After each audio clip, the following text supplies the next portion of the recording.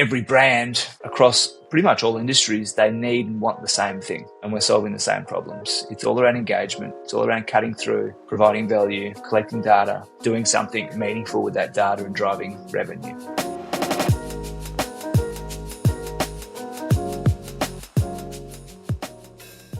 In today's episode, I speak with the CEO of Komo. His name is Joel Steele, and we discuss the latest in customer engagement and loyalty and meeting customers in the moment. It's a really cool discussion. And in our first segment is with Business.com editor-in-chief Marty Beckerman, and we discuss the growth of independent bookstores in the United States and why small talk in the office can be a good thing.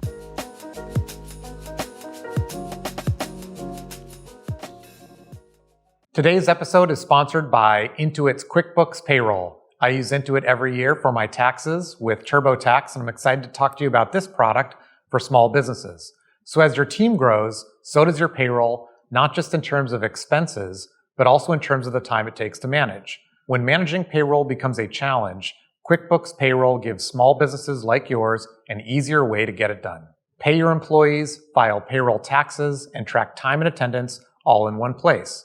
Intuitive software and handy automation tools reduce the need for manual data entry, which frees you up to focus on more pressing tasks like running your business. And because of its same-day deposit capabilities, QuickBooks Payroll supports your cash flow by enabling you to hang on to your money longer without delaying your team's paychecks. That's great for employee morale and also your business's financial health. Visit quickbooks.intuit.com/payroll to learn more about how QuickBooks Payroll could make all the difference for your team.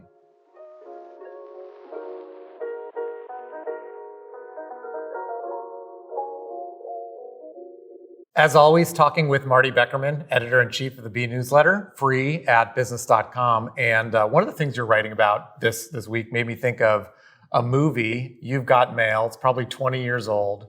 And the premise is the indie bookstore is being taken over by the big bad Barnes & Noble or Borders or whatever it was. And then since that movie almost seemed antiquated because the story then shifted to those stores being eaten by Amazon and online retailers. But now, I guess the indie bookshops are having their place in the sun again.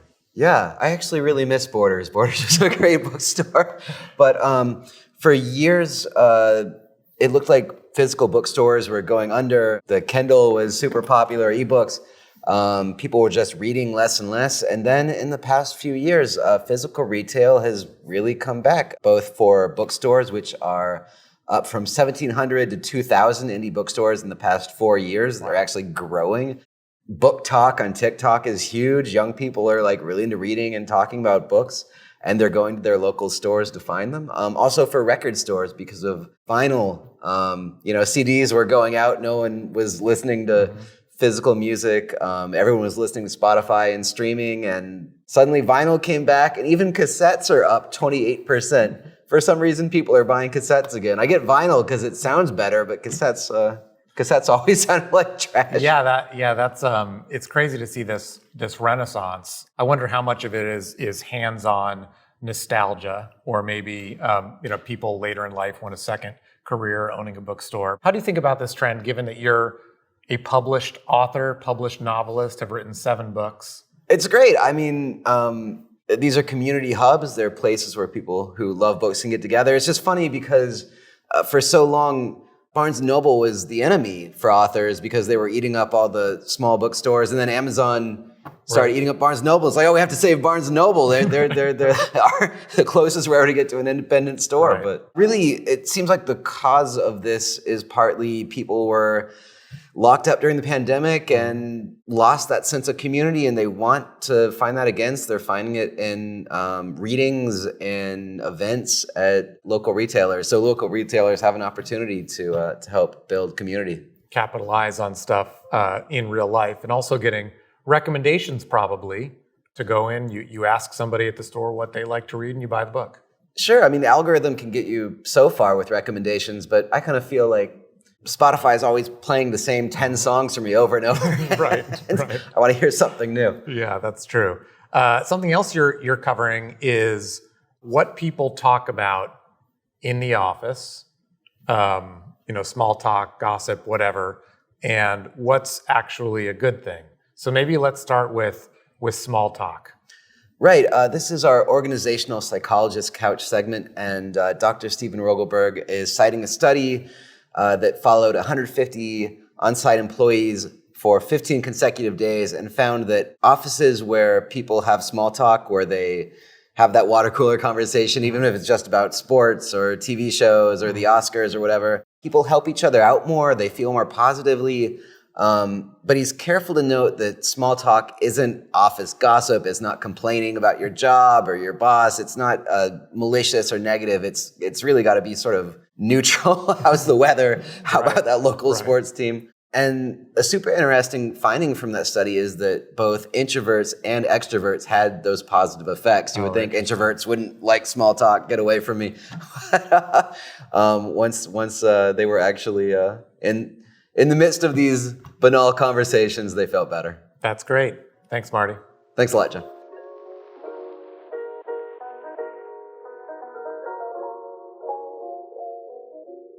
I'm speaking today with Joel Steele. He's the CEO of Komo, and we're going to talk about customer engagement and loyalty, which of course are critical parts of growing any business. Hi, Joel. How are you? Very well, John. Thank you for having me.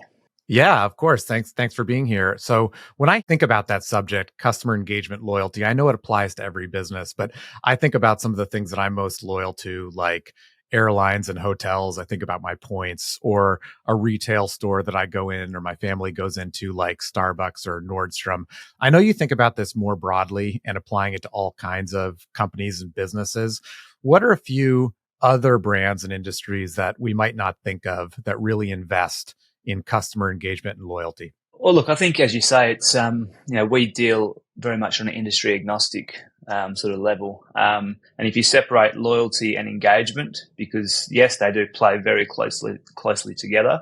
The loyalty side, I think the secret sauce comes from brands that can provide those instant incentives, discounts, rewards that are relevant to their own product, or they are actually their own product or service. The ones you mentioned, the retail, hospitality, restaurants, coffee shops. The simple side of loyalty being able to, stamp a card, and once you get to 10 stamps, you get your free coffee. Those types of things make a lot of sense. But then if you take a step outside of that and think of things like your banks, your credit card companies, offering cashbacks, rewards points, incentives like that, and then doing the partner programs.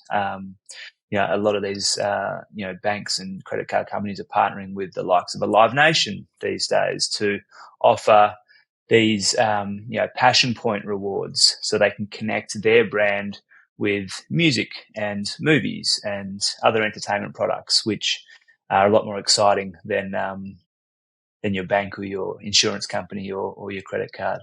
So I think banks, credit cards, insurance is probably something that you are probably participating in those programs all the time, but you wouldn't necessarily put them in the same bucket as, say, a hospitality or a movie theater or amusement park, for example. Yeah, and those aspirational or experiential purchases are probably things that maybe certain types of consumers are really stoked about, and they connect with it more than, you're getting a cent off here or a cent off there.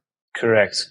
I mean, it's the great thing about the I guess it is, as you say, the aspirational side of things. It's the chance to win a VIP pass to your favorite your musician or something like that, and you might be able to use your reward points. I'm a member of a corps. I'm a big points fan, traveling a lot.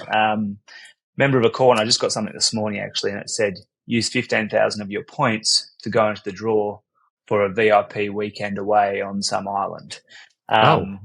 So I haven't seen that before. That's cool. I know, it's actually the first time I saw that one as well. And it's like, so you're using your points to enter the draw. It's a great way for them to reduce your points balance as well, because that's obviously sitting on their balance sheet. So yeah, that was a new one. It's this aspirational reward, which I'm using my points to even have a chance of getting there. There's probably a limited chance I'll win, but there is a chance. Yeah, that's really cool. I have so many questions about this topic. The point of the podcast is about building And I want to go back and understand how you built your business. So maybe you can talk about the beginning. When and why did you decide to found Komo? I know you have a large platform now, but at the time you started with just one product. Maybe talk through that, when it happened, and the genesis for starting the business. Wow, how long have we got? I think you only said half an hour. So so I founded the company out of Perth in Western Australia. You'll get the Australian accent's obviously probably coming through. But Perth is it's literally the most isolated city in the world as far as its proximity to any other major city. So trying to build a global tech startup out of the most isolated city in the world has its own challenges. Hence, lots of travel, always in Sydney, Melbourne, or here in the States now.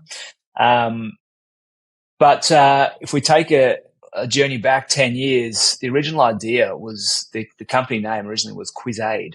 And with the quiz in the name, it was all around quizzes and gamification.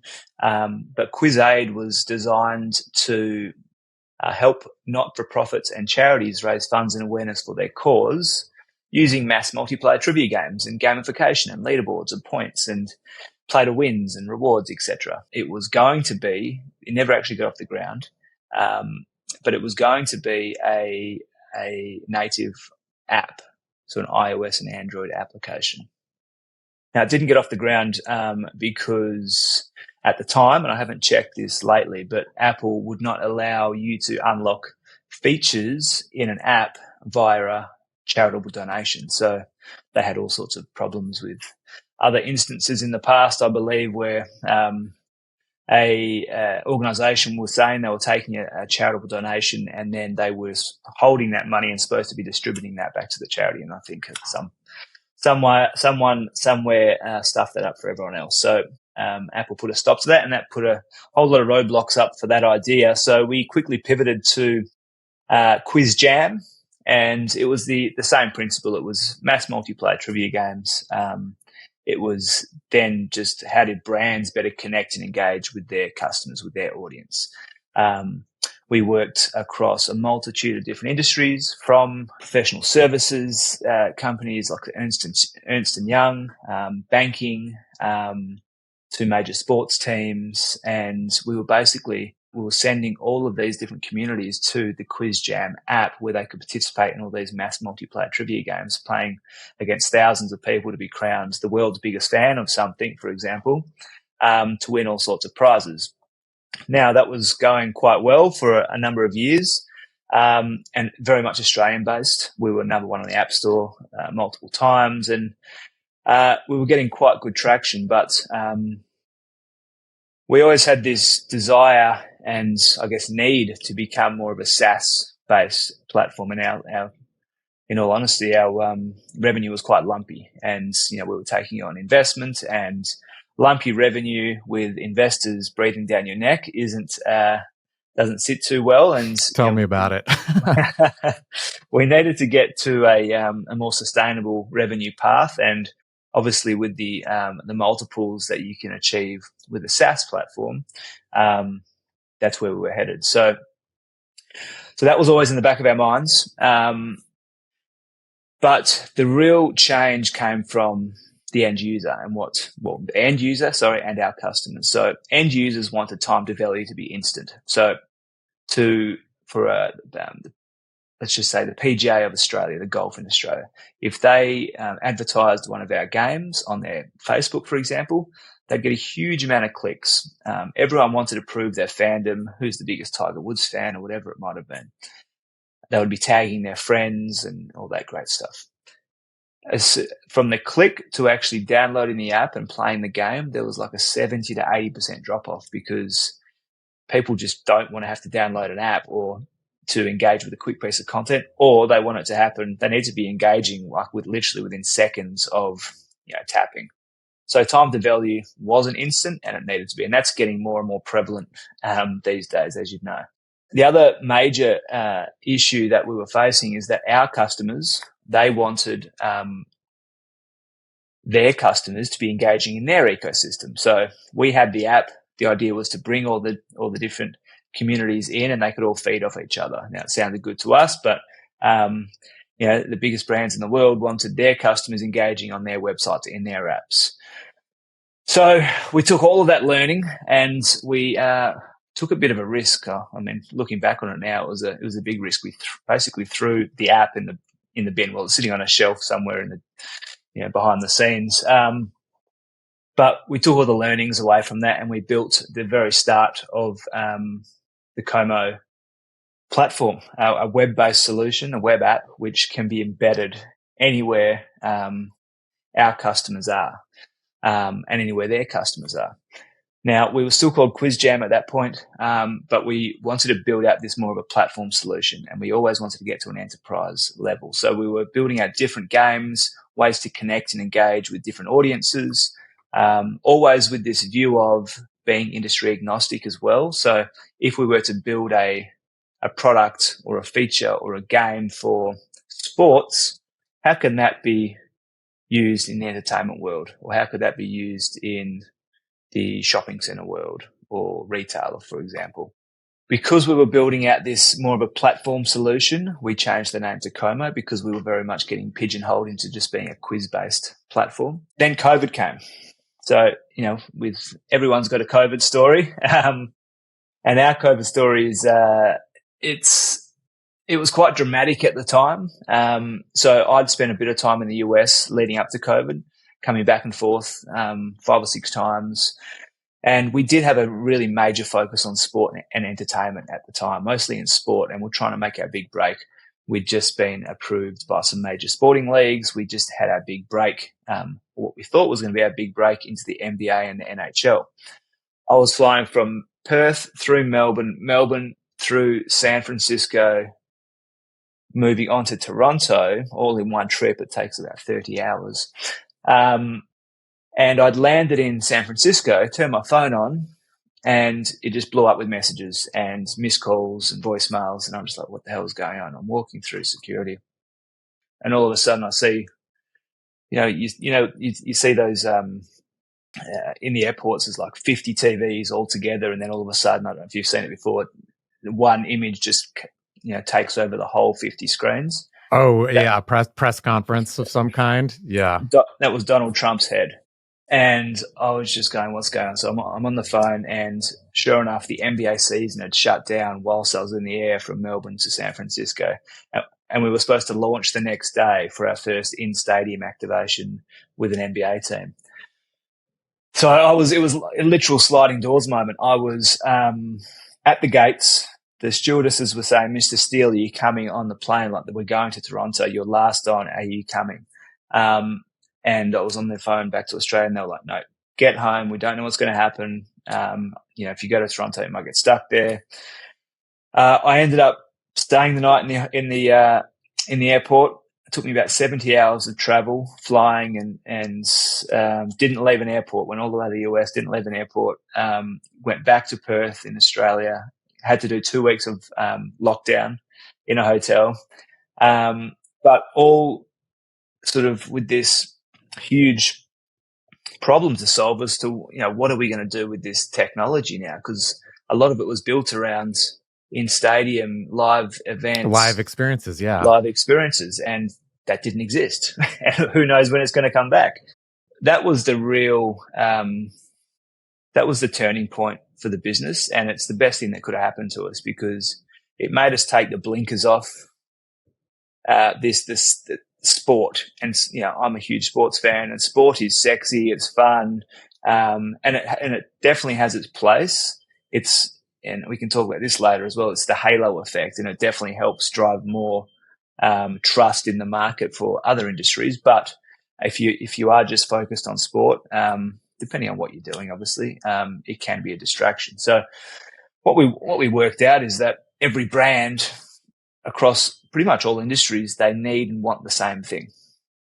And we're solving the same problems. It's all around engagement. It's all around cutting through, providing value, collecting data, doing something meaningful with that data and driving revenue.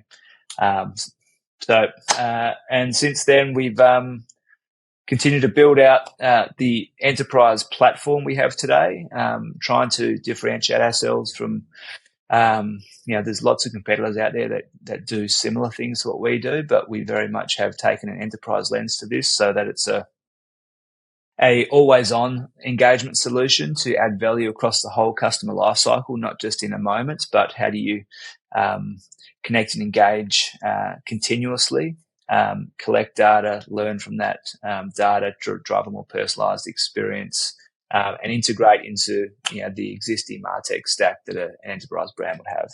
That's an amazing story. And as far as the COVID story goes, that's one of the top ones. Wow. It was scary. Yeah. I bet. And what you're talking about, I'm the biggest golf fan. I'm the biggest hockey fan. Whatever. And what you're talking about with gamification, like it really easily connects with me. And maybe you can give an example of whether it's a specific company or specific industry and the types of things they're trying to do to capture data in the moment and make better decisions on it, just so that we can have a reference point outside of sport. There's a couple of examples. There's one I'll give you with one of our customers. So we work with New York Comic Con. And obviously that's a huge passion point there, right? And Totally. this all works. If you can connect with people about things they're passionate about, even if your particular brand isn't a passion point, like an insurance company, for example, but you'll find all the banks and insurance companies are sponsoring the passion points, right? So they're the biggest sponsors of sports and entertainment. But if you think about a Comic-Con, being able to connect with their audience leading up to the event. So in that ticketing transaction moment, how do we provide more value from that moment? Why can't the experience extend from just the 2 or 3 days of a fan convention to when someone initially decides that they actually want to go to that convention? Or it could be a music festival, like 2 or 3 months out. How do we add value from that transaction moment all the way through to the actual event, and use things like, simple things like trivia or ways to generate user-generated content, or the other 50 or 60 games that we have in our platform, but then have them earning badges. And if you earn badge 1 all the way through to badge 4, or up until the actual event, you'll unlock the ability to have a VIP experience at the actual event itself, or unlock a branded reward. It's also a great way to bring brand partners along on that journey as well, and do it in this sort of non-intrusive way. And if you can do all of that, and I think non-intrusive is something that we speak a lot about. So how do you non-intrusively collect data? Obviously first-party data, but importantly zero-party data. So data that the end user is knowingly and willingly supplying to you, so that you can provide them a more personalized experience. Now, it's extremely important that you actually do use that data in that way, as far as if they're providing you with that, it's in your best interest to actually use that data to provide that better experience for them, whether that is in personalized content, whether that is in personalized rewards. But the personalization needs to come after they provide you with that data. One of the common threads I feel like I'm hearing is that I as the user am getting something that maybe I can tell my friends about. I got the VIP experience. I have achieved something in some way.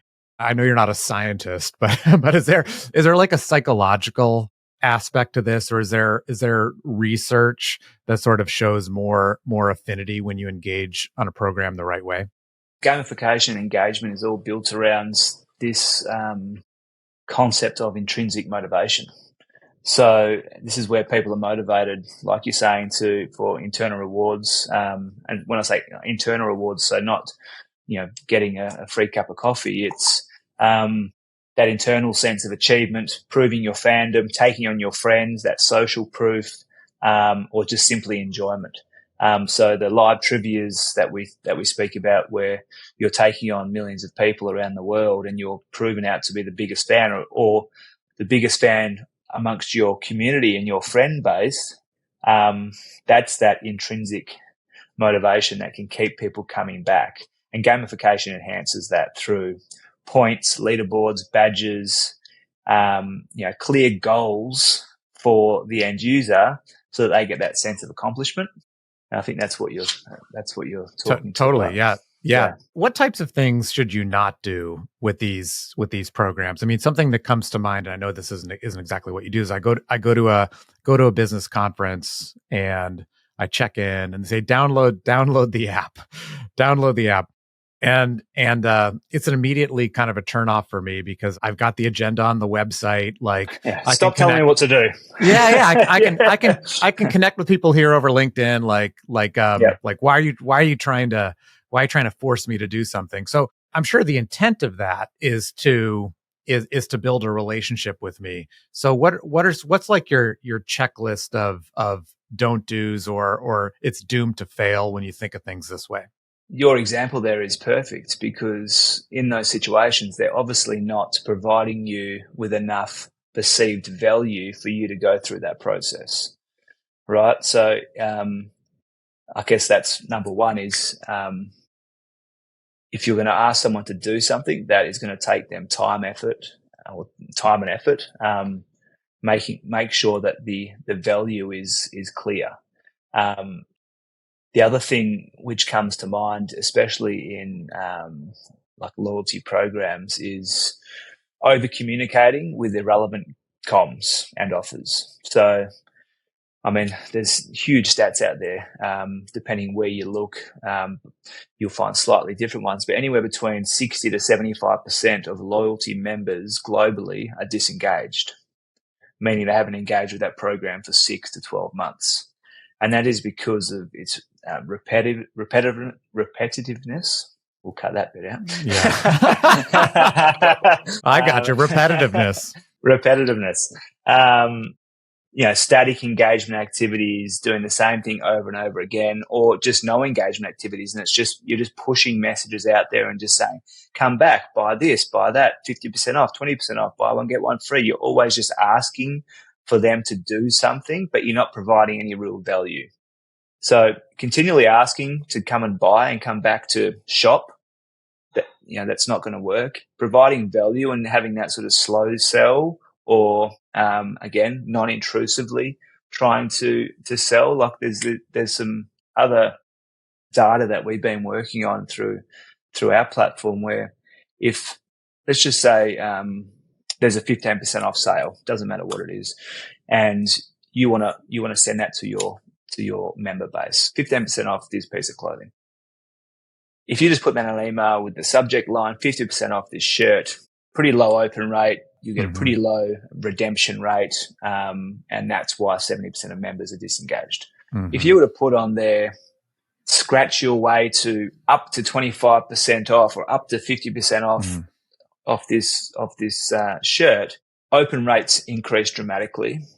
People are actually jumping on there, doing their digital scratch and win. 99% of them could still win the 15% off that you're going to give them anyway. 1% could win 20, 25% off. All that can be obviously set up. But the fact that they're getting in there, they're playing, they're earning, they're having fun, they've got a whole new outlook on that brand because you're adding value, even if it is just a 30-second quick little game. And because they've earned it, they're actually more likely to use that reward. That's a really interesting. So it's not just open rate; it's redemption rate, and I like that you're getting that endorphin rush. Correct. When you're engaging with something. That makes a lot of sense. How much do you recommend that in that case, or how much do you or your clients think about the fact, to use the shirt example? How many people have bought a shirt, or is it a men's shirt or women's shirt, or is it a type of shirt, and I should only send this to certain people? First of all, you need the data to be able to make these decisions. But if you've got the data, you want to be able to be segmenting that data, understanding as much as you can about your customer base, and then taking the time to send the personalized offers and messages through your whatever CRM or CDP you're using. So I think the personalization of the content and offers is probably one of the most important things in this day and age, because customers just expect so much from brands. If you're sending a piece of content that's not relevant, if you're sending an offer that's not relevant, they're not just not going to use it, but it's also leaving this bad taste in their mouth as well, which, if you do that too many times, they're going to be looking for other places to shop. Yeah, I agree with that. And related to that, what's the right way to collect information? Like in that example, you'd need to presume to know, whether whether I identify as man or woman. You need to know, maybe you need to know my age. And so like the more you ask for information, the more precise you can be, but also potentially the more of a turnoff. How do you think about that? Look, there's a lot of obviously third party opportunities to gather that type of data, but the way we encourage our customers to collect this type of data, which is zero-party data effectively, is by adding value. It's by creating content that people are willingly and actively providing it to you. So we have a feature in our platform called progressive forms. So you might be engaging with brand X for the next 2 months, and each week they're providing you a new piece of content, a game, a competition, some way to engage that's adding value to you. Through that experience, non-intrusively, you're getting asked a market research question. You're having fun, you're getting the value, so you're actually answering that and you're moving on, and you continue through the process. All of that data is then captured and put against your profile, can be sent live back to a Salesforce or whatever it needs to be sent back to, and then segmented. And then that's the gold there. It's, yes, you can communicate to them because you have their first party data and you need that to kick things off. But how do you then add value, engage, and collect really rich data so you can continually enhance their journey over time? That's how we try and put. That's the path we send our customers down. I totally buy that, and I wonder if there's also a part about being authentic about why you want the data. Like, there's a radio show I listen to, and the host says, "Hey, I have a survey I want you to fill out," and the survey is so I can give you advertisers that you want to listen to. So I think that's really interesting too. Outside of sales, because that's really the ultimate metric for any business. When you think about customer engagement and loyalty programs, like what's a real metric other than sales, something that someone should go for, and then maybe what's not real, or what's a metric that might distract someone that you really shouldn't be focused on? There's so many different things that can and should be measured around engagement and loyalty. Things like retention rate of your customer retention rate, repeat purchase rates, your average order values, are they going up because the engagement rates are going up? NPS, your net promoter scores. But so that's all your sort of standard stuff. What's like time spent engaging with a brand is something that we believe is super critical. It's hard enough to get someone's attention for 5 seconds these days. If you can get their attention and keep that for multiple minutes at a time and keep them coming back, even if they're not buying something in that instant, you're forming this great bonds. They're becoming like super fans of your product, your service. They might never buy, but they might be telling 2 or 3 friends that you may be unaware of, who are coming in, right? So that's the stuff that's hard to measure. It's the super fans that are sort of spreading the love. And the thing I'd say to look out for is those vanity metrics on socials. It's which are really easy to get wrong and to be misinformed by. So my social media post had 10,000 likes. That means I must be doing a fantastic job. Well, who are the 10,000 people? What does it actually mean? Have they really engaged with your brand? Was it a bot? We're getting so many customers now coming to us saying we're taking all of our competitions off socials because they're too easily hacked.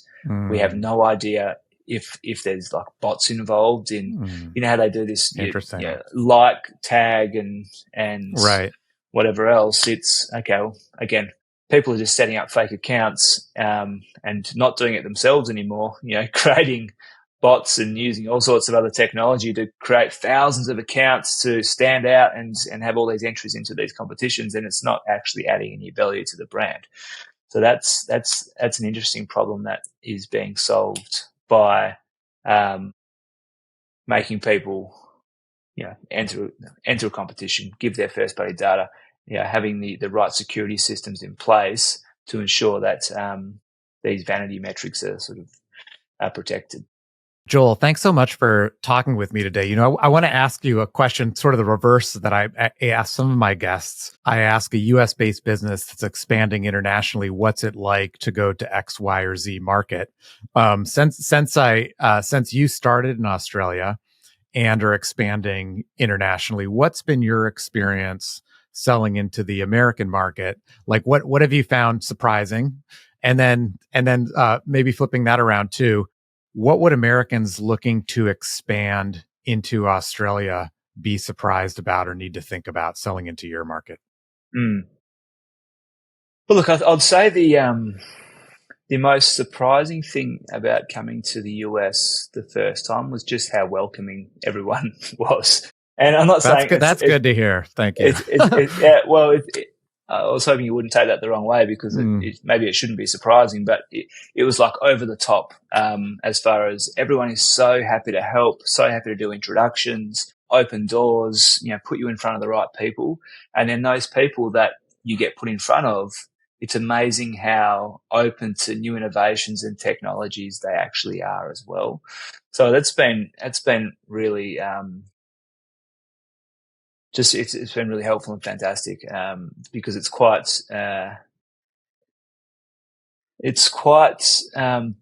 daunting coming from little old Australia down under, all the way to the biggest market in the world, and bringing a technology where you're not sure if it's 10 years behind or 10 years in front, and coming with almost being received with open arms.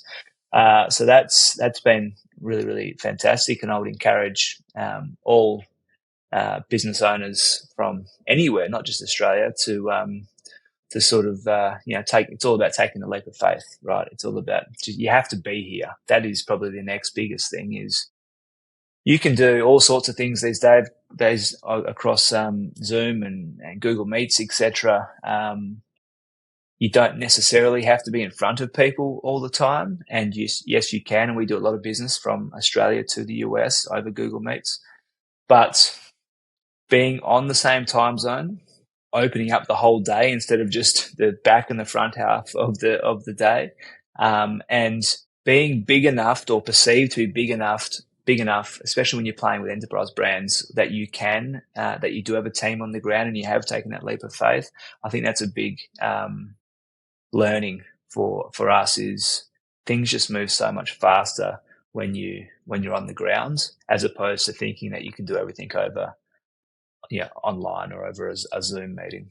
That's great advice, and has been echoed here before. It seems like a common thread for growing businesses. And then do you have any thoughts on the flip? Don't underestimate the Australian market. We are very forward thinking. I'd like to think welcoming and open to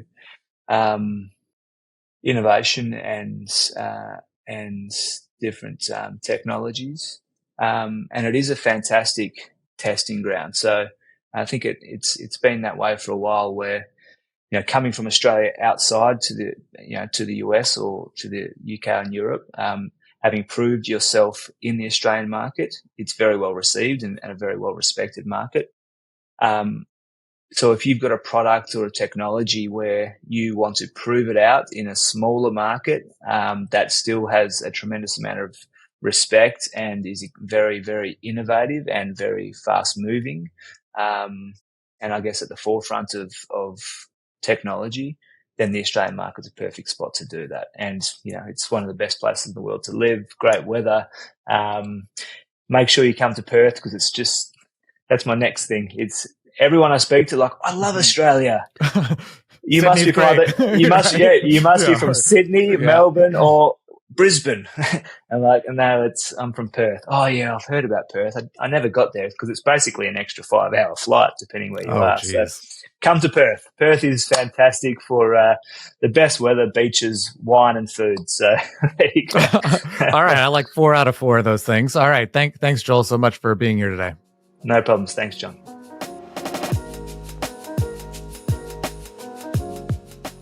Did you know that more than 20 million professionals and business owners visit business.com and Business News Daily? Why? It's the best place for resources, advice, and information about how to grow your business. And if your goal is to reach our audience, you should become one of our lead partners, sponsor a section of the site, or sponsor even this podcast. Reach us at business.com/connect. That's business.com/connect.